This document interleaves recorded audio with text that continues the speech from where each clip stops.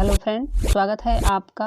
दोस्तों, आज हम बात करेंगे कि धर्म कैसे पाखंड बन गया है और कैसे धार्मिक बताने वाले लोग खुद को अधर्म और पाखंड करते जा रहे हैं।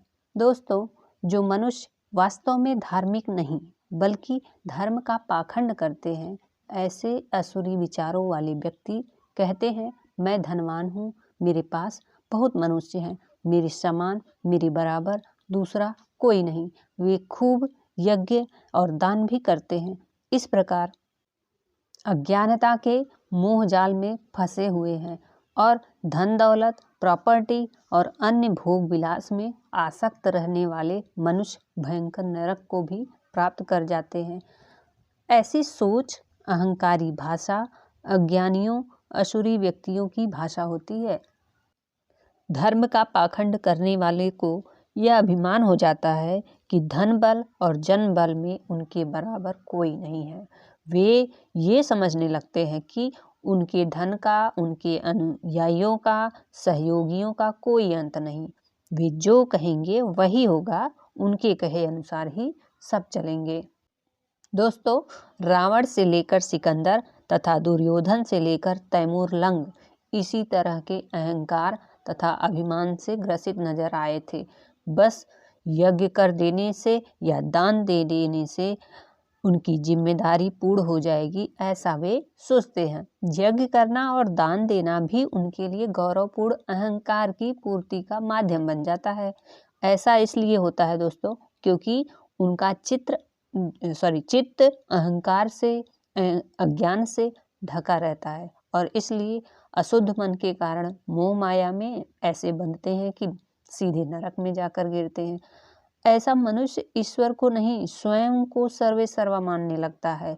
ईश्वर के कर्म फल के जो विधान है उसको भी नहीं मानता, क्योंकि यज्ञ करने और पूजा पाठ करने, दान देने से काम भी नहीं छोड़ना चाहते। ऐसा इसलिए क्योंकि उनका जो मन है सिर्फ कपट करना, अहंकार करना और दिखावा करना ही जानता है।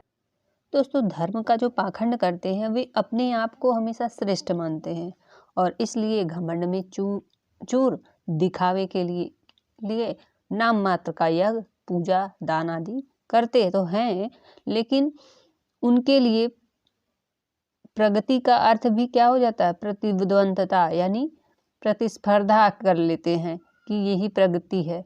वे जीवन में आगे बढ़ें इतना उनके लिए पर्याप्त नहीं होता, बल्कि दूसरों को कितना पीछे उनसे कर लें और आगे बढ़ें, ये उनके जीवन का प्रमुख लक्ष्य बन जाता है।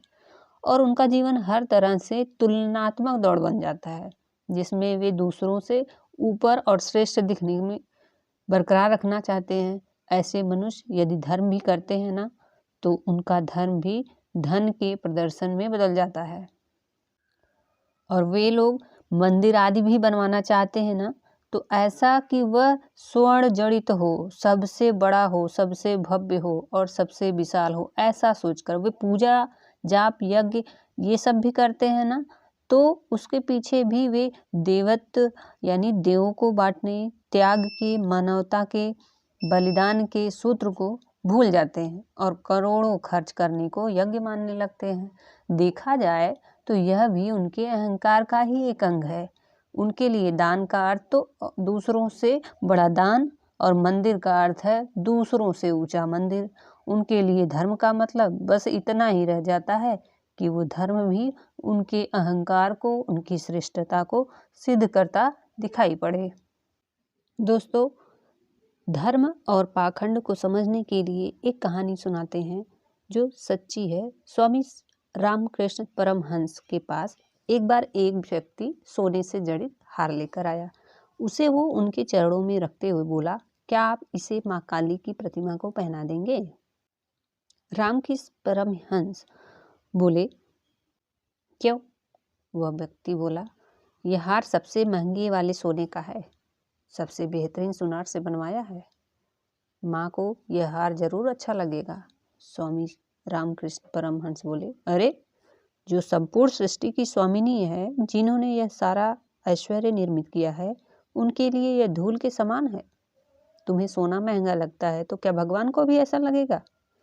ऐसा अनेक व्यक्तियों के साथ होता है।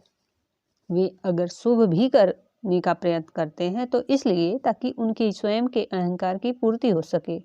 उनका दान, उनके यज्ञ इसलिए होते हैं ताकि उनको वाहवाही मिले, लोग उनका नाम लें और कहें कि वे श्रेष्ठ हैं। इसलिए ईश्वर कहते हैं, ऐसे प्रवृत्ति वाले मनुष्य अपने आप को ही श्रेष्ठ मानने वाले, धन को और मान के चाहने वाले तथा अविधिपूर्वक दिखावे के लिए यज्ञ आदि कर्म करते हैं। उनका उद्देश्य इन कर्मों को करके धर्म की रक्षा करना नहीं होता, बल्कि अपने अहंकार की पुष्टि करते हैं ये लोग। एक बार क्या हुआ कि एक राजा की कथा बताते हैं। उसने अपने अहंकार की पूर्ति के लिए एक बार बड़े बड़े यज्ञ करवाए, बहुत दान दिया। अनेक लोग ने उनकी बहुत प्रशंसा की और उनकी प्रशंसा से उसका अहंकार इतना बढ़ गया कि उसे लगने लगा वह सचमुच में बहुत बड़ा धार्मिक और बहुत बड़ा परोपकारी राजा है। उसके समान कोई दूसरा व्यक्ति नहीं है। एक दिन एक तपस्वी संत उसके यहाँ आए।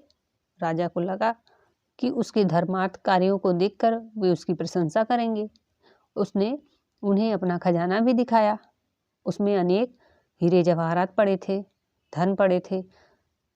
सब दिखाने के बाद राजा ने उस संत की ओर इस आशा से देखा कि वो उसकी तारीफ करेंगे, प्रशंसा करेंगे। पर संत बोले, राजन, क्षण भंगुर में सुख कैसा जो शाश्वत नहीं, उसमें सुख या धर्म ढूंढना तो मूर्खता है। अब यह सुनकर राजा को अहंकार था और उसको क्या हो गया,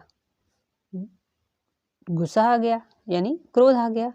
उसने उस संत को सूली पर चढ़वाने का आदेश दिया। यह सुनकर उसको यह देखकर बड़ा आश्चर्य हुआ कि वे संत सूली चढ़ते समय भी मस्ती से मुस्कुरा रहा था, मानो कुछ हुआ ही ना हो। कुछ वर्षों बाद क्या हुआ कि राजा एक युद्ध में हार गया और जो राजा दूसरा राजा जीत गया था उसको उसके बदले उसी के महल के खंभे में बांधकर फांसी चढ़ाने का आदेश दे दिया दूसरा वाला राजा। तब उस राजा को उस संत की बात याद आई।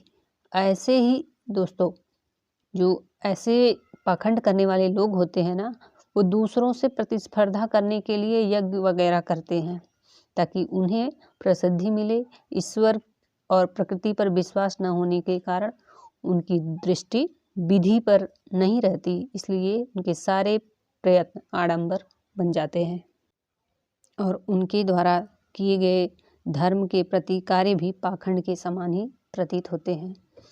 असुरी वृत्ति वाले मनुष्य यह पाखंड करते हुए भी स्वयं को श्रेष्ठ मानने के घमंड से भरे रहते हैं।